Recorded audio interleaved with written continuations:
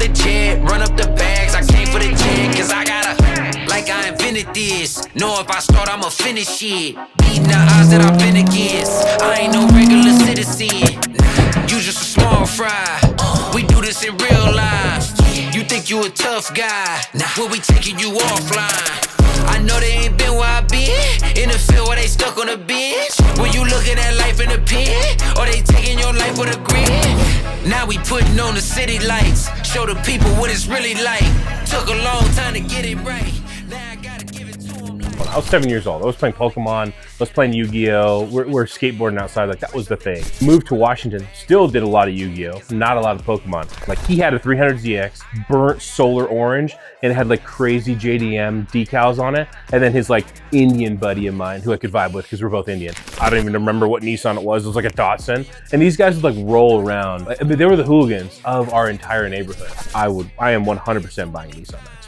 Like, 100%. Just thank goodness my dad was like, absolutely not. Like, that is the biggest waste of money. Pet Fred has a crazy collection, and that was on his personal 911 GT3 RS. So, and Pet Fred, that dude gets wild. Like, that is like, I aspire to be that man because all of his cars are like, he'll either street legal them if they're track only, and he'll make them full routes. Christian von Koenigsegg doesn't wake up in the morning and it's like, dude, can't wait to make my new Koenigsegg. Yeah, and let's go. Yeah, I got 3 catalytic converters I get to play with. This is gonna be so fun. Welcome to In the Loop, episode 1 with Jeevz. Yes. I'm Devon, one of your hosts for today. And Jeevz, if you want to introduce yourself. I mean, yeah, my name is Jeevz. I don't know what you want to know about me, but I'm in the car scene. And weirdly enough, now we're in the construction scene. And yeah, I replied to a random DM. I don't think I've ever done this before, but yeah. Let's talk about how you got into cars. What's the first memory vehicle related that like brought you towards this journey of like being a car enthusiast? I would say so I grew up in I was born in Utah. When I was about 7 or 8, I moved to Washington. This was back in 2000, yeah, 2001. Moved to Washington State, and that's where I feel like the car stuff became part of my life, because in Utah, it wasn't really, there was nothing going on. I was 7 years old. I was playing Pokemon. I was playing Yu-Gi-Oh. We're skateboarding outside. Like, that was the thing. Moved to Washington. Still did a lot of Yu-Gi-Oh. Not a lot of Pokemon. But my friends, as they got older, all the friends I started making in like elementary school, they were all talking about, I remember like walking home in like 6th grade. And one of my buddies was like, dude, this is a Toyota Supra. And this is back in the day where like Mark 4s, not Mark 4s, Mark 3s were just sitting outside, like just regular Supras, right? Like just you walk down the street and there's a Mark 3. Yeah, just casually chilling, and then there'd be a 240, and then there'd be like I'm like, dude, what is? And back in the day, I was like, oh, cool, it's just a beautiful red or yellow Supra, right? And I was like, okay, it's just a Nissan with 2 doors. The Toyota, yeah, it was a Toyota. Yeah. So I was like, okay, like this is cool. And so like they kept talking about it, and then I go to my best friend's house. We'd be playing Yu-Gi-Oh, and his older brother was like, this is back when like Fast and Furious was like huge. Yeah. And so his older brother would come home, and his friend had like, he had a 300ZX that was like burnt solar orange, and it had like crazy JDM decals on it. And then his like Indian buddy of mine who I could vibe with because we're both Indian, he had like this like crazy like Nissan, I don't even remember what Nissan it was like a Datsun. And these guys would like roll around just doing their thing and like ripping around everywhere. Like, I mean, they were the hooligans of our entire neighborhood, which was like a relatively nice neighborhood. And they were the hooligans. And I just remember them every time they come home, they would bring their cars, like go see outside, and they were like, hey, we gotta go meet up with our buddies. And then she'll rip and like go somewhere. I'm like, where are they going? And then we'd be at home playing like Need for Speed Underground 2, you know? Oh, yeah. So I had like this crazy like JDM upbringing because that was like what I was surrounded by. Like with the friends that I grew up with. For sure. I adore and love, because they gave me all that passion where I was like, whoa, these are sick. Yeah, it's one of those things where like, I feel like it takes a person introducing you to cars. I feel like you don't stumble into like being a car person on accident. Yeah. It takes somebody being like, let me show you why I think this is awesome. Right? Like that happened to me. Sounds like that's what happened to you. What happened to you? How'd you get into cars? Well, for me, what it was, when I was like young, my uncle, Mhm. super big into cars. He actually had like a race team. And so Gosh, like being dang. able to see that he had shirts printed with my last name with a race car underneath, That's sick. instantly you're like, oh, that could be me. Yeah. Right. And then he never really took me around in a car or anything, but what he did have was a bunch of PlayStations. He was a big PlayStation guy. Dang. So I remember him handing me, I think it was his PS2 controller. Yeah. And I'm playing Need for Speed Most Wanted on the PlayStation 2. Fire. And this is how when I first got into cars, I was in the European cars because of the BMW. Yeah. M3. Right? That M3 was like, that's cool. Then I like kind of fell off the face of the planet for cars. Yeah. Until, oh, hey, in 6 months you can get your permit. Yeah. Oh, I want a car. Yeah. Oh my gosh. Right? Yeah. And so I'm over here like telling my parents, I'm like, can I please get a Miata? Like I wanted a Interesting. Mazda Miata so bad. Because back then, right, when I turned 16, it was like, it would have been 2016, 2017 that I'm wanting my parents to buy this car. Yep. And I'm like, they're still $2,000 for an okay NA Miata. Yeah. Like, not great, but like kind of clapped out. Mhm. And that's fine. Yeah. I'm a 16-year-old. It's a 16-year-old car. Anyway, Yeah. right? Well, my parents didn't get me that, but what they did do was buy a car from a buddy's family of mine, and it was a 2000 Volkswagen Cabrio. So it's basically a Golf convertible. Yep. It was British Racing Green. I painted the rims gold. BRG? Dude, Dang. and the suspension was so shot it lowered itself. Yeah. So God bless. Nature did it for you. yeah. And so that's how I started. And like for me back then, it was like leather interior, sound system. And like I'm rolling with my buddy in his like bright orange metallic painted Scion XB with so many speakers in the trunk that the whole thing was squatted. Yeah. And rest is history. Like I couldn't get cars out of my mind. I couldn't get performance racing out of my system. Like I had another buddy who had a race car, like because where I was middle of nowhere, California. Yeah. And apparently people have those, I guess. But yeah. And for me, I definitely stayed in the German car world for a while. Mini Cooper S that was all done up and shot flames because that's all you need is like a 17, 18-year-old is a car that shoots flames. Brother, I am 32 years old, and every turbo car I own better shoot flames. So speaking of which, has to shoot flames. Speaking of which, right? So okay, you're hanging out with these friends. They kind of they show you what Japanese cars could be and like what that means. Yeah. What was your transition period to get from that point in your childhood to the point where you're owning like the kind of halo cars like the GTR? Yeah. Like, dude, it's so weird. Like when I talk to my wife or like when our friend group gets together, like when you reflect on like how you got to this point, dude, truthfully, I don't even know. Like I just remember there were so many like little events, whether it was going and, serving a mission, different jobs that I took, the different friends that I met at certain jobs that would, help me and kind of guide me on this path. I feel like there's so many people that had, positive moments with me over the course of my life that helped impact the decisions that I made. Like at the time, it's wild. There was hundreds of micro decisions and individuals that I've met, still friends with now to this day, that have definitely shown me. Like I bought like my first JDM car. I say my first car ever was a 2000 Nissan Maxima, and that was my dad's Nissan Maxima. Yeah. He bought it from the Salt Lake airport. It was forest green, like this deep forest green with the ugliest cloth interior like known to mankind. But let me guess, it was like gray. No, it was tan. It was like a tan. All worse. Yeah, it was tanned. It was so bad. But like at the time, I was like, dude, V6, like Nissan, and that's what I roll around with my boys. Like that's what we're rolling around with. Maximas were cool back in the day. They were sick. I still think they're sick. Like if a clean one popped up for sale, like no lie, like maybe like in a couple years from now when I actually have like an established collection, I am 100% buying Nissan Maxima. Like 100%. Just to have one. I wanted to do the weirdest things too. I wanted to do Duraflex body kits, and thank goodness my dad was like, absolutely not. Like that is the biggest waste of money, right? At the time, I was like, dude, I was like Fast and Furious, Need for Speed. It was just like put some chrome decals all across exactly. the side. Like I wanted to look like my best friend's brothers that had their cars, like because it was just so rowdy, and I was like, I want to be loud. I want to be crazy like that. Well, I'm pretty sure there was a Maxima in the first Fast and Furious. There was a Maxima. You're absolutely right. Wasn't it the yellow one? It was blue, or I think it was blue. It was like blue, had like decals on it. It was Dom's buddy, best friend, brother. I can't remember. Yeah, the one that didn't make it into any other movie. Correct. Yeah, it was only. I think it was only in the first movie you see it like speed off. I think you saw like a second of it at like a show. That's all you need. But that was like I was like, oh my gosh, the Maxima made it. You know, Fast and Furious is crazy. Yeah. But that's where it all started, right? And then I sold the Maxima. I moved on to, I had the Mazda Speed 3, Gen 2 Speed 3. Okay.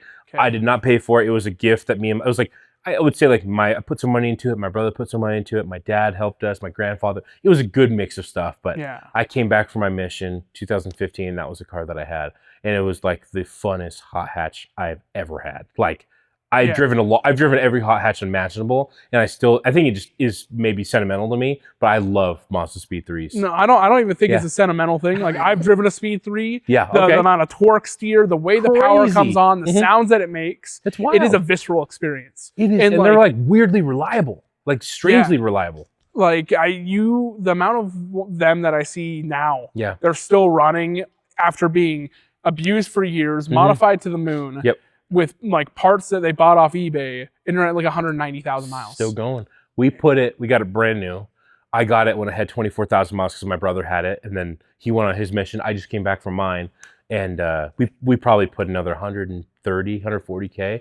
And the only thing we really did was just a different clutch. That was it. Yeah. Motor was good, and I sold it here. I think I saw it driving around, no lie, like 2 months ago, and I was like, whoa, hold on. And I was gonna try to follow him, but I was in my Civic, my daily driver, so I wasn't going to spin around. But anyway, I had the Speed 3, sold the Speed 3. I bought my first lowered Audi A4, thanks to my buddy Chris, who's my business partner. He helped me source this. It was at Vivint, because that was my first job when I moved to Utah. And so I worked at Vivint, got this car. I was like lowered on H&R coils, had rotiform BLQ wheels, knockoff ones, sadly.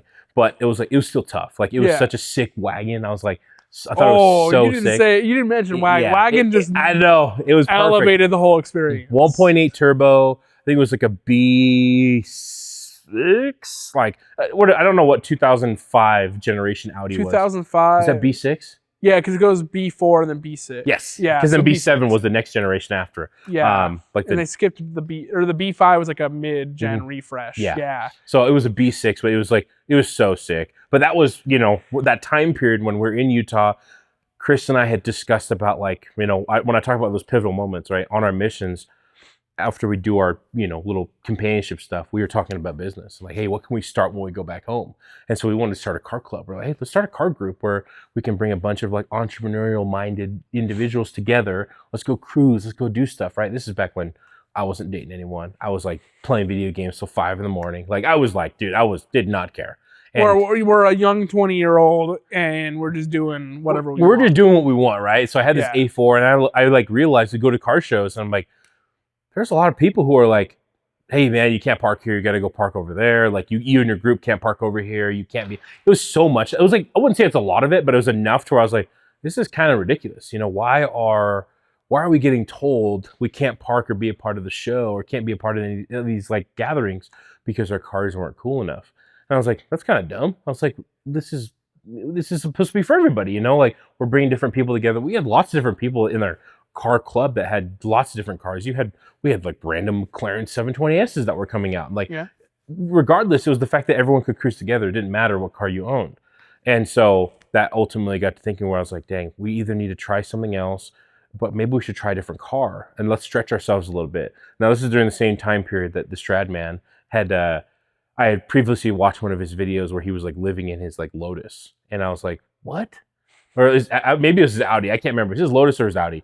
I can't imagine living in a Lotus. I know. I was going to say I could barely fit in those I can't even fit in a Lotus. Yeah, it is crazy. But I was like, I looked at this guy. I was like, dude, this guy quit his job, left his job, full-time job, and he took out his money and he bought a Gallardo. Could not pay for it. Like there was no way to pay for it. So he forced himself into the situation where he had to provide to be able to pay for this car, right?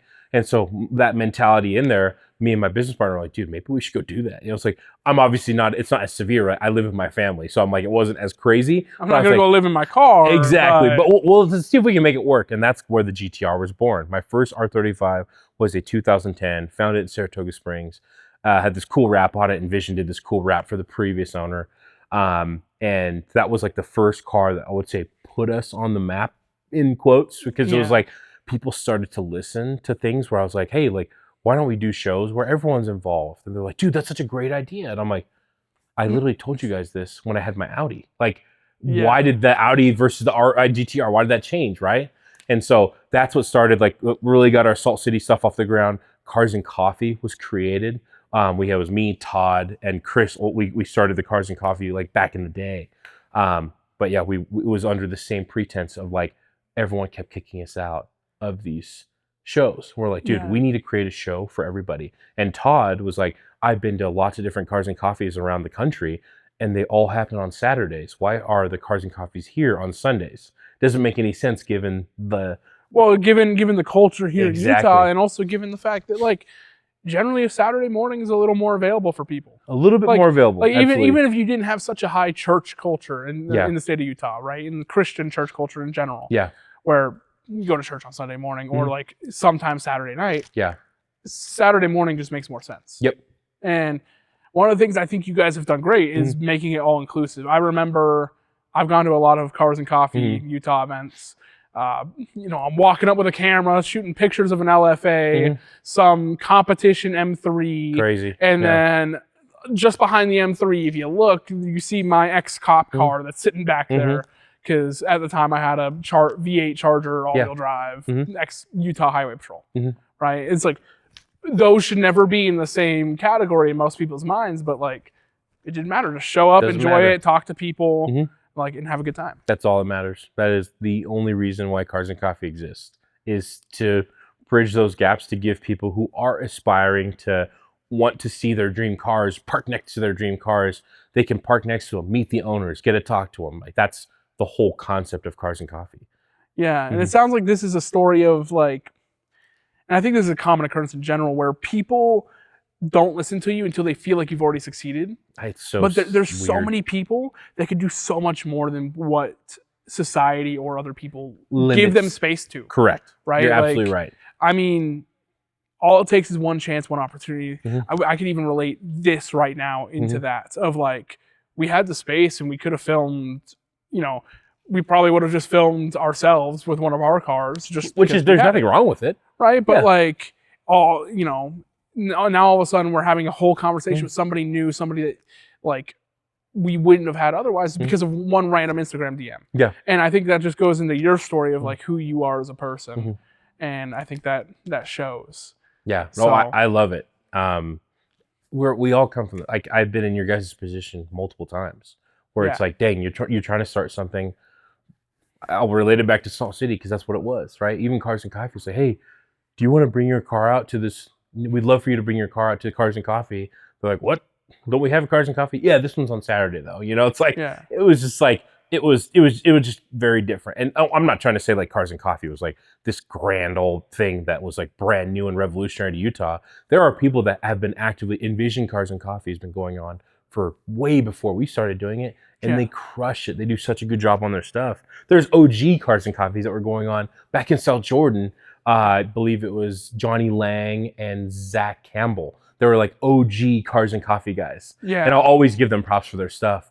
But I just know over time, things happen. Like, things change. Your life gets in the way of things. Like, it just happens where it's like, we have been very grateful to have the positions that we've had where it's like, hey, we can still do Cars and Coffees. Like, one Saturday a month. Like, it's one of our things that we love doing, and, going and supporting local businesses and stuff like that. Like, fortunately, we do have the opportunity to all do it. We have 3 of us. So like, if one of us can't do it, the other 2 can, so like, there's lots of routes. If it was just one person, that'd be hard.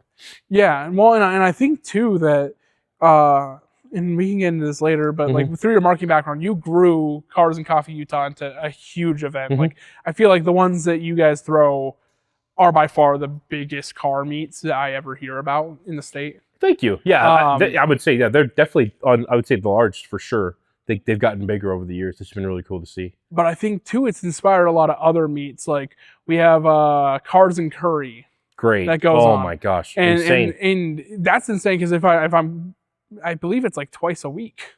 They do it twice a week. Yeah, dude, Yeah. their volume is crazy. When we were first talking when they were starting it, Manpri was like, yeah, dude, I want to do these shows. He's like, dude, what should I do? I was like, dude, once a month, you know, like build up to it, right? And I can't remember if they did it back in the day, if they were doing once a month and it switched, but like, dude, he was like, dude, I need to do this like twice a week at 2 different locations. Yeah, because they have Lehigh and West Jordan? West Valley. West Valley, West Valley, sorry. yeah. I'm like, I know it was West something. But dude, him and Parker, they make it happen. And they've been making it happen for 2+ years.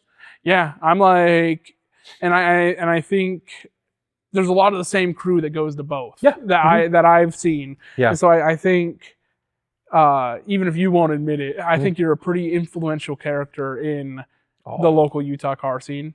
And like, I think that we have a lot of people. I alone, I don't think I could do the stuff that we do, truthfully. I think that because I have such great people around me, like I got Todd, got Braden, Manpri, Parker, you got Kendall with, oh my gosh, I just blanked on the car show. Utah Weekend Car Meet, good grief. yeah. And then you have like, there's just like other car shows that are going on, like that are different various places. We are fortunate enough to be where we were all together when we all started. So we just could make friendships out of it where we're still doing it. I think if I wasn't in it, it'd be a lot harder where it's like a little bit different. But I do think, I don't know. I'm grateful. Thank you for saying like that. it takes a village, right? Yeah. For like 100%. For these level of size and like frequency and just Yeah. the amount of work that goes into things like this, Mhm.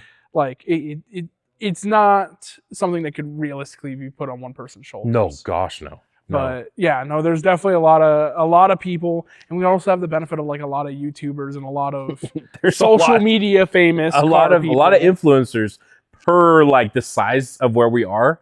A lot of great influences. Also a lot of losers. I'll be totally honest, like flat out honest.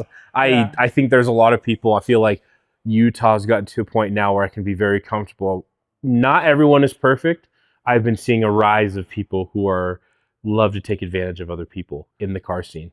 Yeah. And not trying to make a sad transition, but it's real. For sure. And like I think it's just a matter of like the best communities are ones where everyone is looking to give, and whatever they get out of it is accidental. Like it wasn't like they're not like I'm going in to give my time and energy or whatever into this event. Yeah. To like so that I can get people, or I can get brand sponsorships, or I can get more followers on my Instagram. Yeah. It's like, no, I just want to go do this. This sounds fun. Yeah. And like, oh, hey, look, I got like all these connections and like all these people that I've talked to now that like doors have opened for me. Because I think you never know who's got what going on, right? You never like, know. Sometimes you talk to some random person, they might be they might have a job opportunity. Like you're looking for a transition. They might, but it also could be like they might be the one random person that knows how to work on your GTR transmission. Dude, right? All those things are accurate. Everything you said is so accurate. Yeah. And so there's a lot of people that definitely come in looking to take. Yeah. But there's also so much value in like, even if you have to sift through a little bit of that, just like talking to everybody. Oh, because like way worth it. The amount of just like going back to what we said, like sometimes people are just discredited because people don't see them as already having succeeded in what they're looking to do or whatever. And so you just like, a lot of people write them off, but like those people, like, I mean, you were talking earlier about a story with a UVU student. Yep. That somehow is like the most knowledgeable guy in the state on GTR transmissions. Not somehow. This dude works. Yeah. Alex Thang, he works. Like he, I mean, I don't really know of any formal training he had aside from like having amazing teachers at UVU and like the auto program. But like, I met all of his teachers. My car was over there for so long. I was a burden and I felt so bad. But it was like, they had so many different people over there, lots of different, he had a couple of his buddies that were doing stuff. And I'm just like, dude, you really had no formal training. I mean, this dude literally picked up his phone and it's just like, he's just so good with his hands. He is able to pull up a YouTube video and he can just go and just like, okay, cool. Like, even if he didn't get it at first, he just kept going. And I was like, I think truthfully, like being able to have like the car at where he could just do that and just say, hey, you took it apart, put it back, put it up. Now you gotta do it again, right? And he did it 2 more times, 3 total times. He dissected my transmission, took off my freaking rear axle, took off my brakes, and like I'm like, dude, you have got to be like so diligent in doing that stuff. But he was so committed to where he had to make it work, and he was going to make it work, and he did. And now it's translated obviously to now where he gets to work at one of the coolest dealerships in Utah, Car Guys Automotive. They sell very high-end luxury vehicles, and he works for Jason, who is the coolest service dude ever. He runs his own service department, and they work on some of the nicest cars in the state of Utah. It is so bananas. Off of like meeting him, I met him at Freddy's gas station, the Freddy's off Lehigh Main, car wash. He was a dude over there. He was just like washing people's cars, helping people fill up gas. That's where he first met. You're like, oh my goodness, from gas station to like Lamborghinis, like that's insane. Good little, but like you know, you talk about all those little micro decisions, all those little micro influences. Yeah. It's like those micro opportunities of just like, okay, there was an opportunity for a conversation we had that happened. Bingo. Okay, now in this conversation, there's an opportunity for like to bring up cars. Yep. That happened. Yep. Right, and like each one of those tiny little decisions adds up to like his life has completely changed from what it was when you met him. And like, it's not just through you, but it's through other people that he's interacted with. And it's crazy to think about how much connection and community matters with cars. Dude, relationships, like if there's anything that I have, my life, my family, like everything is all based on relationships. That's it. Like your ability to go out, talk to somebody, get yourself out of your comfort zone, bring up a conversation, do something. If you could do something for others. I remember watching this podcast like 4 years ago, 5 years ago. It was not even a podcast. I think it was a YouTube video. And he would go around and he's like, he says like, you can't make a deposit without making a withdrawal with anybody. And so I was like, that's such a fascinating, word choice. I was like, can't make a deposit without you can't make a withdrawal without making a deposit with somebody. Yeah. So meaning in my eyes, like you have to give somebody value first before you could ever even think about asking someone for anything. And not like I go around thinking like, oh my gosh, I can't wait to ask you for a favor later, but first I'm gonna do something cool. Like there's no expectation like that. It's just like, dude, how could I add something to anybody, right? If I could do something for somebody first, just like leading in with that first, I feel like you'll have way more meaningful relationships later on that are not transactional. I feel like Utah, I feel like the car scene at some level, and you definitely probably see this, there's a lot of transactional relationships that happen where it's like, oh, you have an R35, you have a Aston Martin Valkyrie, you are a multimillionaire. Dude, how can I be friends with you? Because if I can become friends with you, then I can tell people that I'm friends with you, and then like everyone else will think that I'm now, a cooler person or more wealthy because we have this connection, right? There's a lot of that happening, and I feel like that's the sad side of obviously making meaningful relationships. Yeah, and I think there's a time and place for the I know so and so. Yeah. But it's not to be like I'm leveraging the fact that I know this person to put myself higher. Yeah. It's oh no, I've done things with this person. Bingo. This is the work product, or you've seen this from them because this is our mutual connection. Yeah. Great. Yeah, I've actually that thing that you're talking about, I did that with them, or whatever the case is. And it very much so is a thing though that people look to take and not give. Yeah. And I think the way I'd put it is investments, right? We tend to think of investments in purely financial terms. Yes. Of, I'm going to invest my money in this stock, hope it grows, hope this company does the things they need to do that I get more money in return. Bingo. Right? That, you can do a lot of research in that, but having just a genuine conversation with somebody and being like, I can see in them success in the future. I can see potential. I can see this. Yeah. Right now, the stock in this person's low.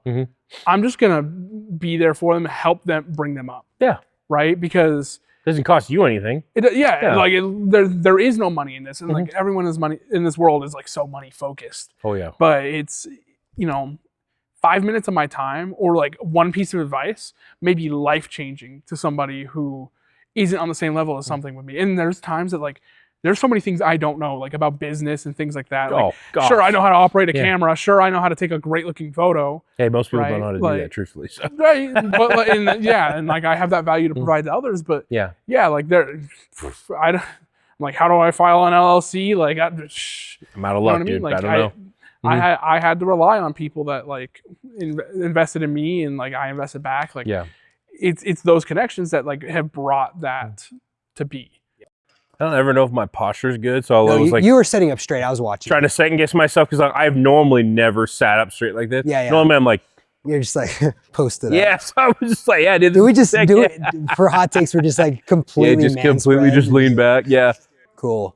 All right, so Jeevz, obviously you got a really awesome GTR here. Oh yeah, context before we get started. I'm Easton Parkhurst. I'm the guy that's usually behind the camera. We're gonna try to get outside of that and be a little more comfortable on camera for this. Let's do it. But funny enough, the R35, R34, just the entire Skyline series, GTRs in general, have been my favorite cars since the beginning of time. Like I remember going to car shows and seeing R32s, and I was like, dude, that car is the coolest thing ever. And then my younger brother would be like, no, that looks like a Corolla. I'm like, you get out of here, kid. Dude, what? Yeah, you're like, dude, whatever. So I guess where we can get started here is obviously it's a very beautiful car. We were talking a little bit about, Devon brought up the fact that it's, not just a regular stock V6 twin turbo. Not.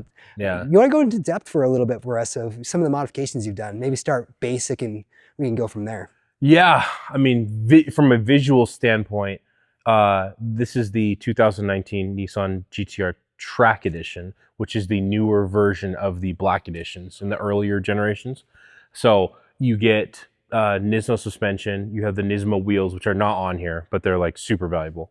Carbon front lip, dry carbon rear wing, and then I believe you have like each of like the carbon plate underneath, the skid plate, and then on the inside, the only place where it says Track Edition is literally on the center console. It's a carbon fiber center console. It just says Track Edition. Lovely. I don't know why they didn't put it in the back. I was thinking about making one, but aesthetically, that's what it is. We have the wheels. We are got 20 by 10 Carson forged wheels up front. Then we have 20 by 12 wheels. The wheel size in the back. Under the outside of that, really like it sits a little bit lower because of the Nismo suspension. Absolutely. Outside of that, aesthetically, that's like the main stuff on it. Right but on. We have a built transmission, and then we have a just full bolt-ons. Everyone knows, full bolt-ons GTR makes around like 740, 750 on full E85, which I get my E85 from All the Fuel. Shout out to Parker. I fill up with him way more than I should, but it is so hard to drive this car on just regular pump gas. It's like not even worth it. Does it just completely turn into a gutless machine? It's gutless. It's still like 500 horsepower, but like.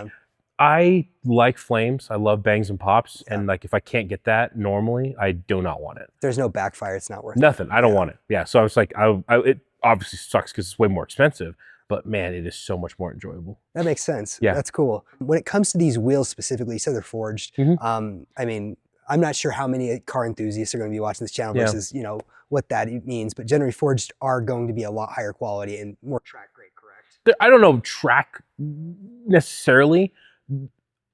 Chandler Carson started this company, and truthfully, like, I wanted to do something with him because he had a really great vision for these wheels. He was all about wheels. And so when we were going through the different designs, he's like, hey, just pick whatever one you want. And I was like, what do you mean pick whatever I want? He's like, dude, let's design something. And I'm like, what?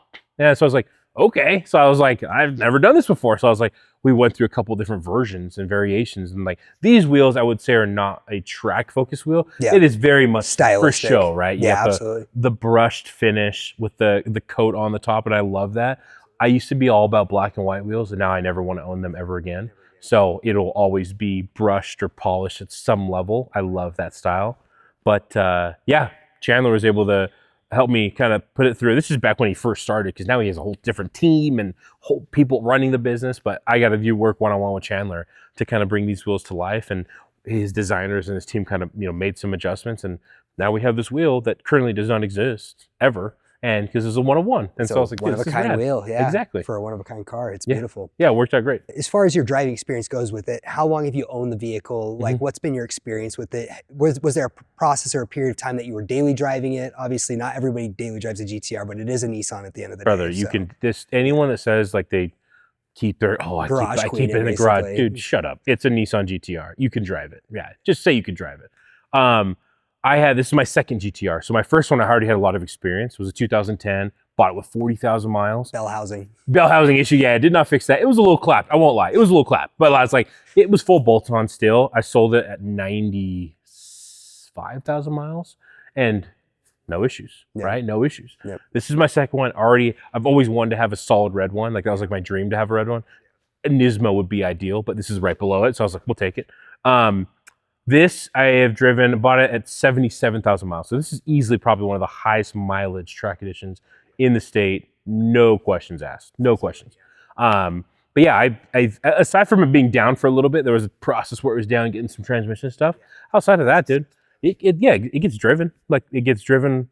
There's no garage you can quit about it. Like I would say I've been driving it less because I'm going to like job sites and stuff like that. So I'm like, I'm not trying to get like punctures. Ground clearance. Yeah. Exactly. So I'm like, we're going in dirt and stuff like that. I'm like, it would be stupid to take that. So it usually sits at home for a little bit, but it always goes out to shows. If I'm going to go run and get food, like I'll go get food, for my wife or my son. So it's still very much, it has 93,000 on it right now, which is like, most people will be like, oh my gosh, dude, 93K, like that's crazy. Yeah, I'm like, dude, it's a GTR. Like I think my last one, still original motor, still going. It has 149,000 miles. Sheesh, so I'm just like, dude, it's a Nissan. You're fine. You're gonna be fine. Yeah, you're totally fine. Absolutely, cool. So you mentioned, transmission, a lot of the exterior modifications because it's basically just an upscale premium. That's what 2019's became. Yep. Is there anything else that, because I noticed just off the little bit when I was setting up cameras, when it was rolling in, I'm like, that doesn't sound like a normal GTR. No, thank goodness. Yeah, no, we are, I'm a part of this company called Dark Star Industries. We just barely started back in August, end of August, I believe, August, July. We wanted to take exhaust. Previously I had a Porsche 911 GT3 RS, and I had a crazy exhaust on it that was built from BBI Auto Works, which was incredible, right? I bought it from a dude on the East Coast, but he bought it from Pet Fred. Pet Fred has a crazy collection, and that was on his personal 911 GT3 RS. So, and Pet Fred, that dude gets wild. Like that is like, I aspire to be that man because all of his cars are like, he'll either street legal them if they're track only, and he'll make them full rowdy. And I'm like, that's how cars should be. And so that inspired, I'm like, you know what? I saw this exhaust, and it was a beautifully sounding exhaust. It was outrageously loud. But I was like, dang, I know we can make these a little bit, dial them in just a little bit better. And so we came together and we're like, hey, let's do handmade, built exhaust, made to order here in Utah, nothing overseas, and let's make like the craziest exhaust. And so there's me, there's Steve, there's Todd, and there's Chris. And we four are Dark Star Industries. And so this exhaust right now is our version 3 of our Nissan GTR prototype exhaust. This is a 3.5-inch downpipe to a 4.5-inch exhaust system, which is one of the largest exhaust systems in the world on a GTR. And then each tip on the back is a mini megaphone. So they're mini megaphones that goes out. So 3,000 to 4,500 RPMs, this car is like obscenely loud, but in like a good way. There's no rattling. Acoustic-wise, yeah. There's no crazy droning. There's no raspiness. Like it is just raw R35. And it's crazy. Shoots awesome flames, the pops. I have shown so many GTR owners the pops on this car, and they've never heard a GTR that pops as loud as this car. Like it is obscene. I mean, it is popped so bad, we actually need to redo the back end of the exhaust because it has literally popped off of the hangers. So there's one hanger that's slightly out. We're going to adjust, but it is obscene how loud the exhaust is. So basically what you're saying, it hits such a loud decibel range, it's shaking itself off the vehicle. It does. It's just the way that it is. And it's truthfully just the pops. If you didn't have the pops, it'd be perfectly fine, but it'd still be just like so loud for a twin turbo V6 car. You would not expect it to be this loud and sound this good. That without E85 is like 500 horsepower. Yeah, exactly. So it's like, that's what we love. It's just, it does not align with the expectations. Oh, it's, GTR. Still sounds really acoustically pretty pleasant normally at stock, but for sure, you roll it in and you're like, wait, that's not exactly what you're subverting expectations, right? Exactly. Yep. And so that's the reason why we got into it. You look at it, the GTR has been around, since 2009? So it's like, I don't even know the year difference. I'm not that smart of an Indian guy to know to do the math, but like 2009, we're in 2025, they're discontinued, right? And it's just like, we have you can make an exhaust for any one. It'll fit every generation. They all fit the exact same way. So it's like, that's amazing. So that's why we want to jump into that platform. But there's so many of them that you can go get a Chinese exhaust for $3,000. Just go get one off of Alibaba. Yeah, you go get one off Alibaba for $1,500 if you wanted to, but it's going to sound terrible. It's the welds are going to snap. It's inevitable. That's just what happens. Yeah, just curious about your perspective as a business owner, especially in the exhaust and acoustics industry for vehicles, especially something like this. I'm curious of what your thoughts with how even Nissan themselves are trying to electrify the R32, or they're moving towards that.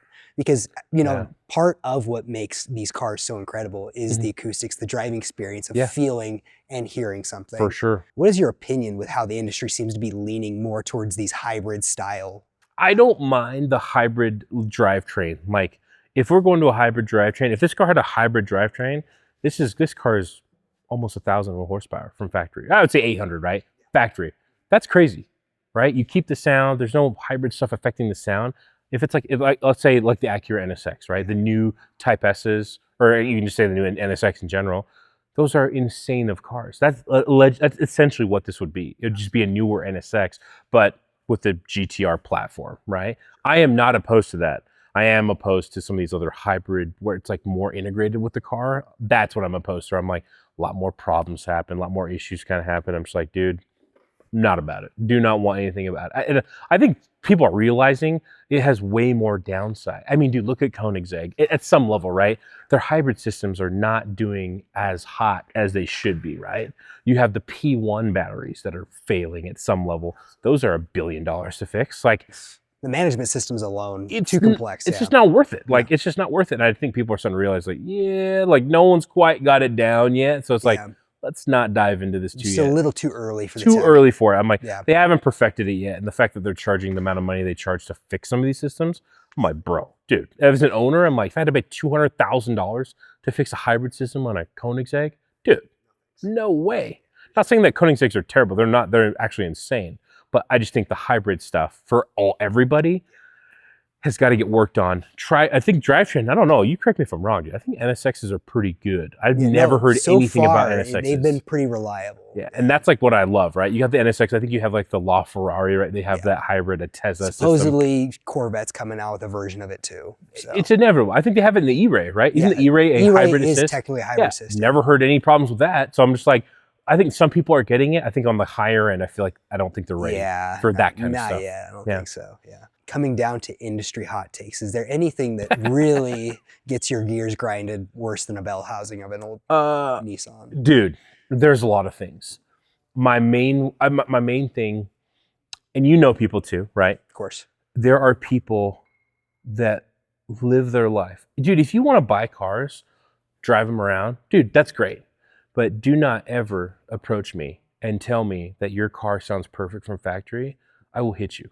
I think it is the biggest lie ever. There is no car on this planet that is perfect from factory. I think the LFA might be the closest. I was going to call you out on that. The LFA is the closest because Yamaha specifically designed that exhaust. Some piano company got in there like, hey, dude, they are sound geniuses. Yeah. That might be the closest, but there is no car on this earth that is totally perfect. And here's why. Every country has regulations, right? The US has stupid regulations. EPA is crazy. Exactly, right? Other manufacturers have to abide by those regulations at some level. Christian von Koenigsegg doesn't wake up in the morning and is like, dude, can't wait to make my new Koenigsegg. Right, and let's go. Yeah, I got 3 catalytic converters I get to play with. This is going to be so fun. He's not even thinking about it. He's like, dude, if he could get rid of them, they wouldn't have them on there, right? Absolutely. So what I always say is like, dude, if a manufacturer, Ferrari, Lamborghini, Porsche, if they have a track version of that car, use that as a reference as what the car is supposed to sound like. Absolutely. That is what the car, which is why my Porsche fully straight piped RSR exhaust, it literally sounds like a Porsche race car. Way too loud for 90% of people, truthfully. Yeah. But I don't mind driving around wearing headphones because that's how it's supposed to sound. Absolutely. I love it. Yeah. I don't mind a catback system. If you want to get a catback system, wake her up a little bit. Like let's do it. But you want to keep your cats on there. You want to like to keep your primaries, or you just want to keep it stock. You want to like take out like a center exit or something like that. I'm like, what is the point, dude? That is a waste of time. Just go get a different car. That car's not fun. I had my Porsche. I was mildly depressed because I knew I had to sell it, right? Sure. Business decisions, like things were happening. I was like, we brought on new partners, and it was a great blessing, obviously, having those partners. They've been amazing. But like selling the car, I feel like that car was my everything. And I was like, I gotta sell the Porsche. You're just getting rid of a piece of your personality. Exactly. I'm getting rid of a piece of my heart because I'm like, I felt like that was the car that represented me the most. Just like rowdiness, kind of fun, kind of out there. Absolutely. And the selling of the car wasn't the hardest part. I audibly cried in my car when we took the exhaust off. I cried because I was like, this car is dead to me. Like this car, it's not the same. It is not the same. It still drives incredible, but I'm like, it felt like I was driving like a Tesla, you know? And I was like, it was no noise, no nothing. I was like, dude, I can't do this. So I was emotional. And that once I took the exhaust off, I had to sell it. Like I was like, this has got to go.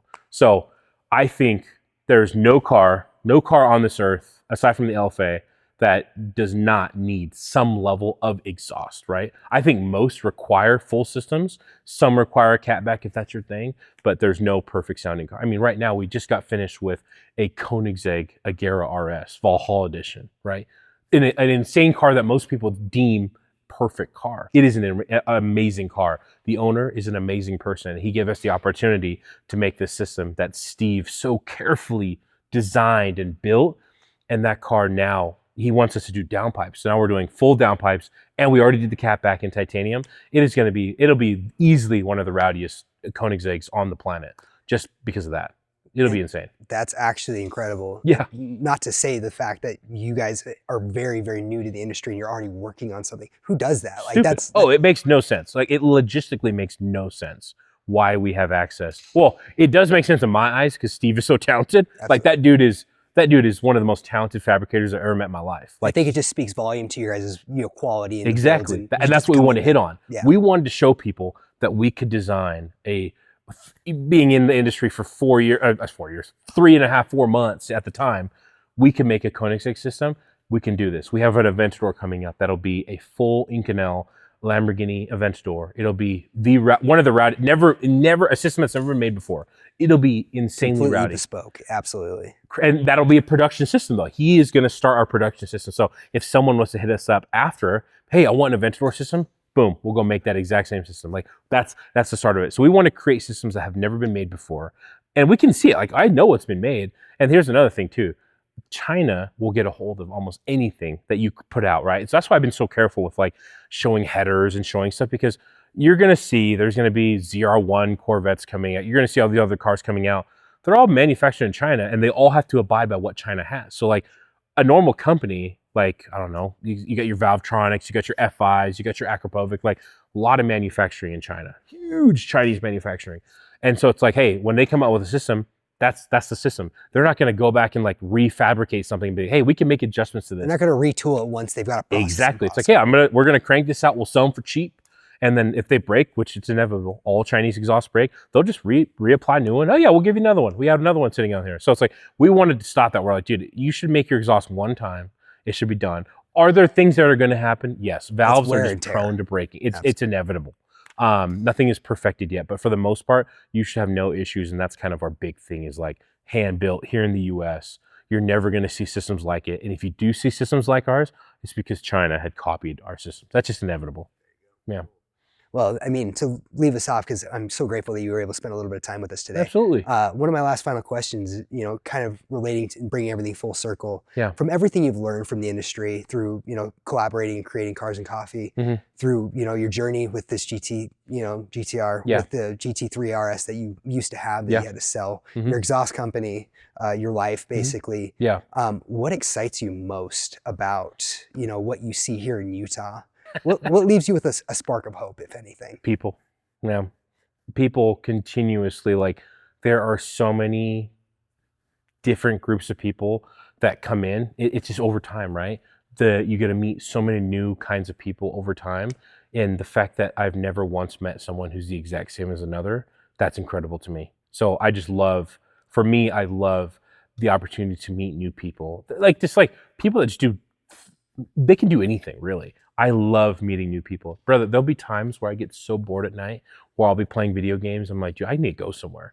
And I'll just go take the GTR and I'll just go to a gas station, knowing full well I can find somebody. Lighting under a gas station. Exactly. And I can go find someone like, dude, like, sick GTR. Yeah. It's not about the car. It's like, I know it can start a conversation. I'm like, dude, you want to sit in it? Yeah. And it's like, dude, what do you do? You know, what, Exactly. like, how do you, How do you react to that? exactly. I don't know. Dude, it is like, truthfully, it gives me like so much energy. Like my wife always says, because she is not as social as I am. Sure. I am a social butterfly. I get my batteries charged when I meet new people and like learning about new people. And I think that's one of like the greatest blessings and skills that I have, is being able to be like, dude, I don't care if you have a freaking Civic. I don't care if you have a Scion XB. I do not care. I just want to know who you are, dude. Get to know you a little bit. And I feel like that's one of my biggest advantages in business, is like, it's genuine. It's not like out of like, oh my gosh, Yeah. dude, are you rich, dude? No Dude, way. what do you own? Do you own a business? Oh, you don't? Oh, cool. Hey, good to see you, man. That's cool. No, it's like, dude, what do you do? Like, what do you want? What do you dream of? What's your like first dream car? Like, how are you working right now to get that? Absolutely. I think that's, that gives me hope, because there's constantly cooler and cooler people coming into the scene, not just that have money and have cars. It's just genuine people that want to do good, and they're so willing to share their cars. Dude, you could look at the car scene right now and compare it to 5 years ago. It is so different. You got people in the car scene that are so down to share their hobbies, their supercars. Like, no more gatekeepers. no more gatekeepers. Like, some of the people that come to my head, obviously you got Supercar Ron, Yeah. who's incredible, but you have like Raul and his wife Jen. They are like so incredible. Becca, Jason Bringhurst. I think most people in like Fast Lane are incredible. Club Paddock guys. Like, you just don't see people like that are opening their doors to be like, hey, we've had great successes in our businesses. Like, This is how we do it. come check it out. We want to show you guys. And they're not weird about it. They're not like being like, come join our course and check out what we do. Utah is definitely like, there are some negative things about it, but that's just normal. Yeah. As the good goes up, the bad's gonna follow it. It's just inevitable, but the good always outweighs the bad. Sure So thing. we got good people here in Utah. Amazing. Well, hey, thank you so much for your time, Jeevz. Of course. We're grateful that you were able to drive out and meet with us today. Thanks for having us. And thank you for wiping down the car with me. It was a It good makes time. it look way good now. We'll give you those extra microfibers as a little bit of a gift to go, you know. So, hey, thank you I so love much, it. man. Thank you, brother. Yeah, drive safe. Yeah.